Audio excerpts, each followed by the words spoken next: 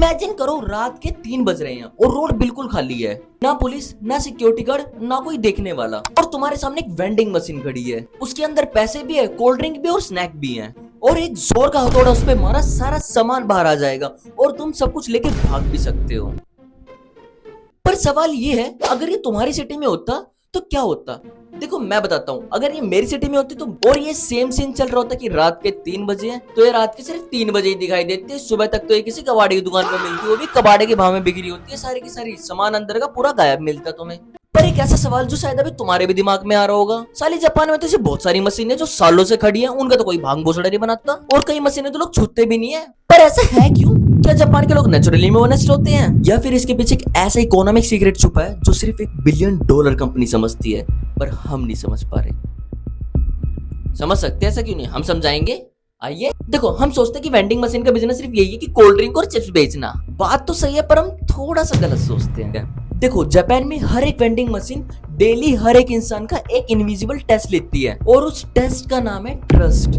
देखो, हर कस्टमर के सामने ना एक चॉइस होती है कि अगर उसके सामने एक वेंडिंग मशीन खड़ी चाहे तो उसका भांग भोसड़ा बना के सामान तोड़ के सामान चुरा के भी ले जा सकता है, पर वो फिर भी उस सिस्टम के साथ चलना पसंद रखता है। प्यार से जाओ, उसमें पैसे डाल लो, सामान सिलेक्ट करो, सामान निकाल लो और जाओ। और जब ये करोड़ों लोग दूसरे वाला ऑप्शन चुनते हैं ना, तभी मशीन ने पूरा देश जीतना शुरू कर देता है।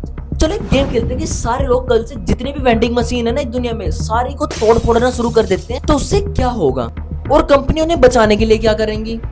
सिंपल सी बात है भाई, इन चीजों का भांग भोसड़ा होना स्टार्ट हो रहा है तो कंपनी क्या करेगी? इन चीजों में पैसे लगाएगी, सिक्योरिटी गार्ड, लोहे के जाल, एक्स्ट्रा कैमरा लगवाएगी, इंश्योरेंस करवाएगी, ताकि टूटे तो पैसे मिले ना भाई।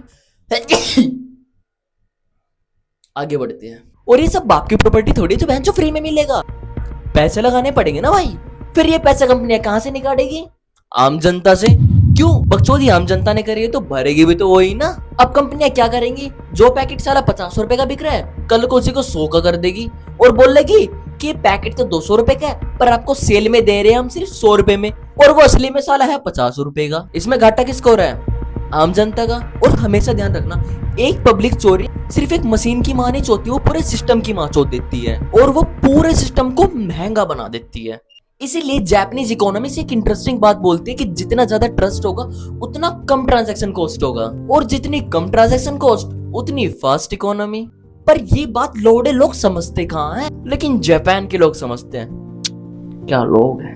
अब ध्यान से देखो, जापान में जितनी भी वेंडिंग मशीन है ना, वो सिर्फ एक कुरकुरे, चिप्स और कोल्ड ड्रिंक नहीं बेच रही, वो ये सिग्नल भेज रही कि हम लोगों पे ट्रस्ट करते हैं, और जब लोगों को ट्रस्ट मिलता तो लोग भी वापस में ट्रस्ट ही देते हैं। और यही सबसे बड़ा रीजन है कि जापान में किसी का वॉलेट खो जाए तो वो पुलिस स्टेशन तक पहुंच जाता है, ना कि जेब में पैसे भर के निकल जाता है कोई ना कोई। और कंपनीज भी कभी कभी अपना पैसा लॉक करके नहीं रखती, खुलेआम रखती है। इतना भी खुलेआम नहीं रखती भाई, और वो पैसे भी ऐसी चीजों पे लगाते हैं जिन्हें पब्लिक को भी फायदा होगा और उन्हें भी फायदा होगा, ना कि सिर्फ हमें फायदा हो। मशीन लगा दी, साला पब्लिक का तो घाटा और हमें फायदा हो। ये कैसा फायदा है? बहुत गलत फायदा है।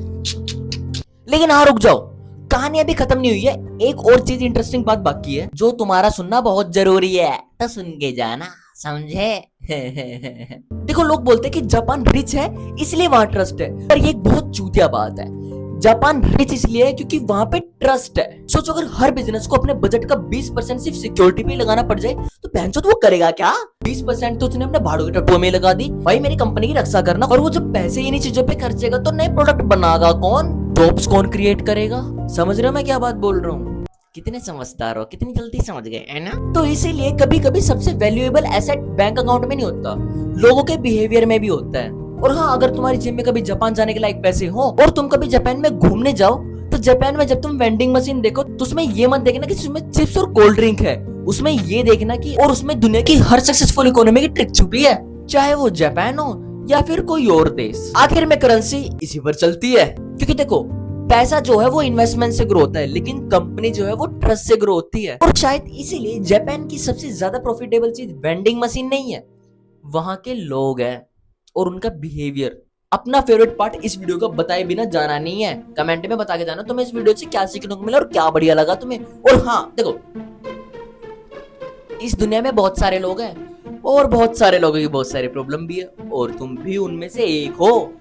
और मुझे पता है तुम्हारे भी बहुत सारी प्रॉब्लम्स है, तुम भी बहुत चीजों के बारे में सीखना चाहते हो। तो शर्माने की क्या बात है, कमेंट में लिख दो ना चुपचाप कि तुम इस बारे में सीखना चाहते हो। आप कमेंट कर देना और हम आपके लिए वीडियो बना देंगे। शर्माने वाली बात नहीं है, ना मैं कभी शर्माऊं मैं, ना बता देना कभी शर्माता हूँ। And that's it guys, this your boy Shiv crazy guy, and मिलते हैं जल्दी नेक्स्ट वीडियो में नई नॉलेज के साथ, नई बकचोदी के साथ। ये क्या कर रहा हूँ मैं, बाय बाय।